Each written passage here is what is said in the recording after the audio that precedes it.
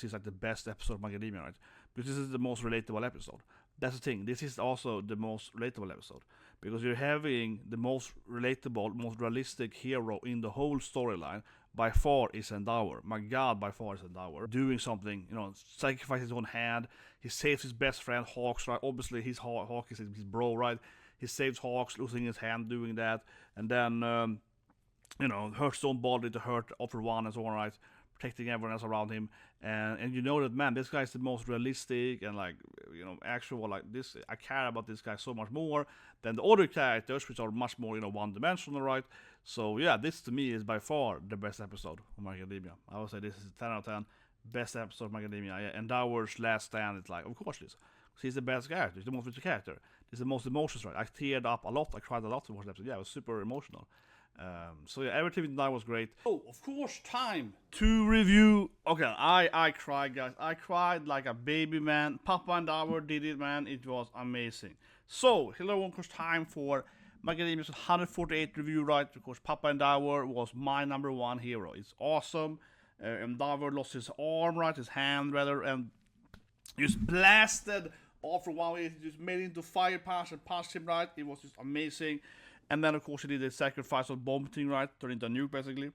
And All For One is fine for some reason. But just overall, an amazing sacrifice, right? A true hero. And as always, right, you see All For One. Endevour, we see him, like, you know, thinking about a lot of the flashback. We saw him talking to himself, kind of like remembering why are you a hero, remembering his sad past and so on, right? Gonna save everyone. And then going thinking about his children, right? Thinking about his sons, his wife, and so on. And I keep saying every goddamn episode with Endevour, right? But Endevour, of course, is by far the best written character in Macadamia. Links below for my long video about just Endevour, right? And the family. But I find it really, really funny in a sad way, of course.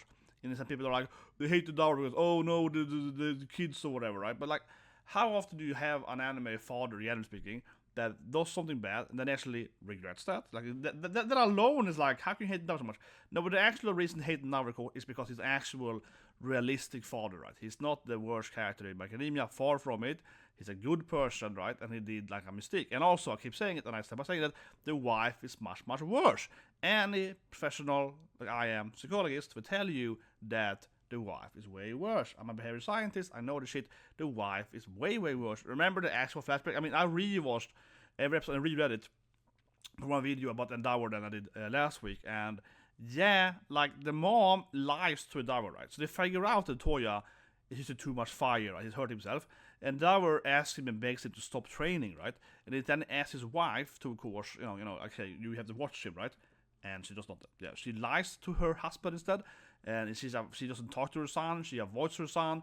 You know, that's a classic enabling mother, which makes you have sociopathic children. Yeah, and people are saying, oh, it's not Endeavor's fault. It's the mom's fault by far, a lot more Ray than Endeavour, right? Because what the F is she doing? And then people wanna blame Endeavour for like, oh, why was he not at home? Why was he? Because he's the second strongest hero on the planet. He has to go out and save people. So anyway.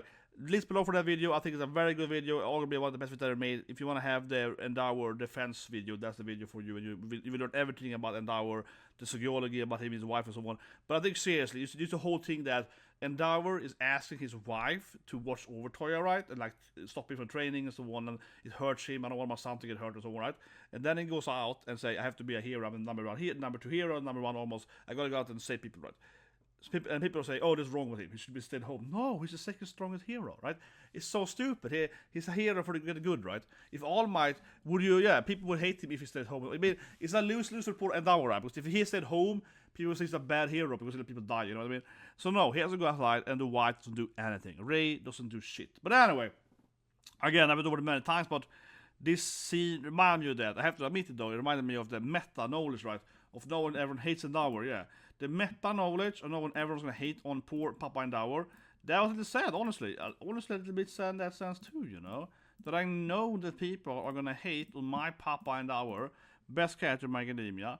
He's doing everything he can for the redemption, right? And people are going to be like, oh, well, I mean, like, yeah, that's kind of sad, you know. I honestly find it kind of sad, like, genuinely, right? That we're going to sit here and... yeah, like we all know that Endeavour is gonna, get that extra hate, right? that he basically doesn't deserve, right? We know he's gonna have hate, we know he's gonna get that thing, and it's just like really unfair, honestly, right? Yeah, honestly, it's really, really unfair. It's generally kind of sad in that sense too.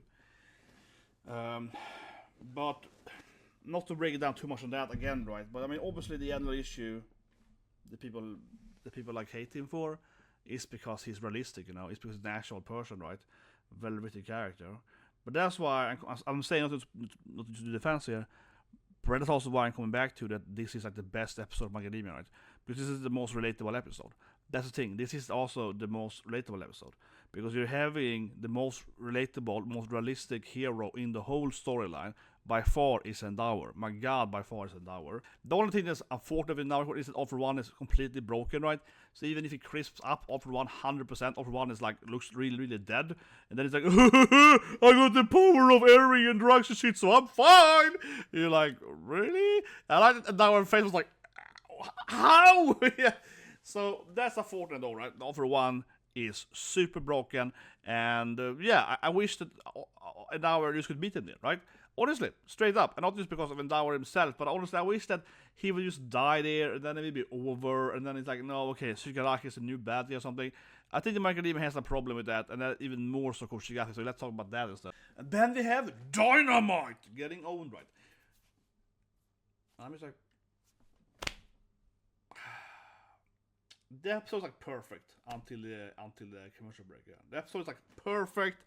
It's an 11 out of 10, best episode of all time in Academia. And then we have the commercial break, and then we go over to like, you know, Dynamite, and it's like the end of that. We see Miracle shooting some Gatling gun, and we see Best Genius trying to save him, whatever, and he gets owned or something nice. But you're like, really? I mean, the problem here isn't that Dynamite, Ergo Bakugou, can't win, right? The problem here, and I said it before, and I think this honestly, leave a comment below, guys, but I think this is a kind of a genuine consensus, right? I talked to people about this for a few years now, I feel, and I think that everyone I talk to about this topic kind of agrees that Shigaraki is too overpowered here. Yeah. The Shigaraki has become like a boringly... Oh, like, for example, obviously when he fought Sasha Stripes in the beginning of the season, right? He just owns her. Yeah, like Shigaraki... The Shigaraki so easily here can defeat Bakugou, I think honestly ruins the show a little bit, because he just makes that Deku has to be the one to just defeat him, right? And obviously Deku is the one that defeats him, he's the main character, but it's just so silly how... What I don't like here, right? Very breaking down very simply, is that Bakugou doesn't need to hurt him. Bakugou does like some super mega attack support item, it's all this shenanigans, bam bam bam bam bam, and he's like, yeah, whatever. And you know what I mean? Like, it doesn't even hurt him. Like, he's immune to it, right? So it's gone so far that Shigaraki's power has made him just like physically immune to all damage on the right. And even if they're constantly, you know, decreasing his quirks, so he can't just like insta kill them with his touch. He's so physically strong now, and he can create all those hands or whatever, right? You can just like, yeah, you can just like crush Bakugou by just touching him with his physical strength, right? Like, this is he's been stronger. And that to me, honestly, feels silly now then, because yeah, it has made Shigaraki just become this like super immortal being. And I mean, like I said, the problem really isn't that Bakugou isn't winning. That isn't the problem, because we all know Deku has to win and so on, right? The problem is that Bakugou isn't hurting him, you know what I mean? The problem is Bakugou can't even like damage him at all, that's how it seems at least. And yeah, Shigaraki now is just so incredibly overpowered. I think it loses a lot of the feel to it, right? Because you not only are you waiting for Deku to appear so you can finally have a real fight then, right? But it just feels like, what's the point then, right? What is the general point then? If Bakugou can't even hurt him, then you say that, bam, you catch him with hand, yeah. And what is Miracle doing here? What is the best he's doing here? Like, what is the point of end of the character then? Because the can basically just leave then, right? You know, that's how it feels. It'd be much better if Shigaraki here took clearly damaged Bakugou. I was like, oh no, that broke 3 of my ribs or whatever, right? He was like, oh, I lost 2 ribs in that. And then he defeats Bakugou, right? Then, when Deku gets there, we can also make it more believable, right? That Deku, of course, wins. We can compare something like, that's a One Piece Kaido, right? So we have One Piece Kaido, Big Mom, whatever, spoilers now then, but this is like a few years ago now, right? So we have the Kaido fight, and Luffy almost does almost everything eventually anyway. But in the beginning at least, right, we had a classic roof piece, right? With a bunch of characters fighting, and that was one of the best part of One Piece ever, right? You know, roof piece. This thing here, on the surface level, this is similar to Roof Piece, or for example, Blake Clover against Lucifron. So that's right, we're fighting the ultimate bad guy, and we're like 10 heroes all together. But because these 10 heroes are all doing like 0 damage to him, it just feels pointless, right? And I think that is a massive mistake, honestly. Because, again, we simply see Lucifron fighting in Blake Clover, same thing there, like with Kaido.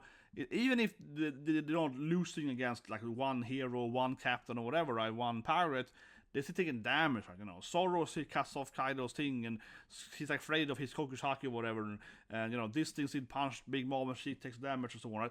They still take damage. It feels like they have some, oh, that hurt my ribs, you know, oh, that I lost a little bit of my horn or something, yeah. It feels like they're taking some kind of, you know, injuries right to it. So the other characters at least are like, you know, dare to at least maybe reduce 10 or 10 to their health points, kind of.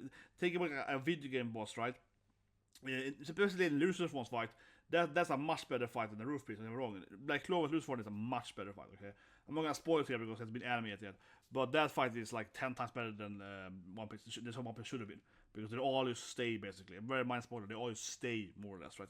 And they have much more even fightings. All the heroes, all the captains together fighting this bad guy, and none of them back down, and they all just keep fighting him like together, right?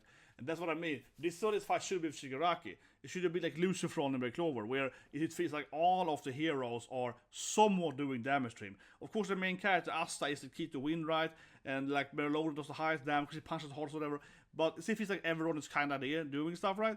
But here I'm just like, it just feels like everyone's AFKing. Yeah, it feels like they're just like, oh, when it's coming. You know, it's kind of playing like a league game, right? It's playing League of Legends, right? It's like playing League of Legends, and 4 of your teammates, or all your teammates, are doing nothing in a team fight. That's how this thing feels. Even though they actually are fighting him. All the teammates of your team here are attacking. They are 5 against 1 in this guy, but he just takes no damage from them, right? And that to me just feels wrong. It should be like a Lucifron, where they're 5 against 1 and they're all hurting him. Yes, 1 does way higher damage because she's the strongest woman ever, pushes harder. 1 is anti-magic and can catch defense, whatever. But the other guys still do like damage to him, and they have to like, you know, keep them away. This is Shigaraki just like kill. Like it's just, I don't know. It's just really, I think it ruins the fight a lot. And honestly, yeah, I guess it's gonna get worse, right? Because he's gonna get stronger every second. So I don't know. The episode still is a really good episode. I'm just a little salty over the ending here, and more so, I'm salty over how where it's probably gonna go, right? Because I feel that this is the beginning of it. Yeah, I think that the biggest issue, if anything, is that I'm pretty sure. I'm obviously I'm only, but I'm pretty sure here, right? This just gets worse. The Shigaraki is gonna get stronger every episode, get new powers, and obviously be even more OP and overcome, you know, the good guys even easier. So it feels like he's leveling up too, right? I feel like we haven't even seen how OP he is yet, yeah. This is the beginning, right? And that makes it even worse, obviously, because then it's a bigger difference. Because right now, they can't even hurt him, right? Right now, no one can hurt him anyway. So if he gets strong in this episode, well, yeah, they still can't hurt him. But I mean, he's already immortal, basically, right? So, yeah, it does feel a little bit silly. What do you guys think? But I think, honestly, right, that this is something, or thing, and I know this is something I've heard people say for a long time. I know people that are the manga told me that, oh, this is gonna be pretty bad with this fight and so on. And it seems to be that this is the consensus of the community, that Shigaraki is just way too overpowered. But like I said, this is not this episode per se. I'm just kind of feeling like, oh yeah, it's gonna get way worse. Honestly, right? That's what I keep feeling here. Like, okay, this is the beginning of the end. No, but a little bit like that, yeah. The end of this episode is like, questionable, right? And then we're gonna see probably next week how Miracle is gonna kick Shigaraki, and it won't even hurt him. You know what I mean? Her kicks are definitely weaker than Bakugou was like full attack power, so she can't hurt him. And then Bastidus will smack him, and it won't hurt him. That's how I predict it to be, right? And I'm just being like, well, I guess Deku will eventually appear and beat him. Right? What do you guys think? Anyway, guys, have a great day. Subscribe to them, and see you guys with plus Scythe Elf. I'm not gonna drop the anime. It doesn't trade very well on YouTube, but I have to keep watching, you know, Thick Elf chicks. So yeah, see you guys later tonight with Thick Elf, yeah, Fatsu Elf Barfus.